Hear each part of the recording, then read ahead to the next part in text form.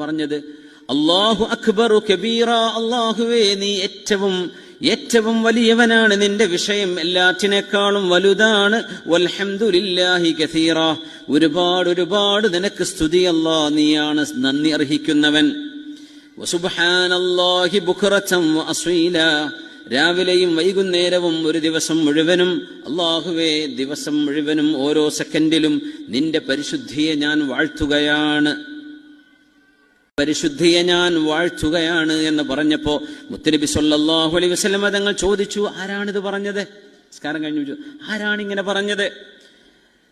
ഖാല റജുലുൻ മിനൽ ഖൗമി അന യാ റസൂലല്ലാഹ്, അവിടെ ഇരിക്കുന്ന ഒരാൾ പറഞ്ഞു, ഞാനാ നബി, ആ പറഞ്ഞത് ഞാനാണ്.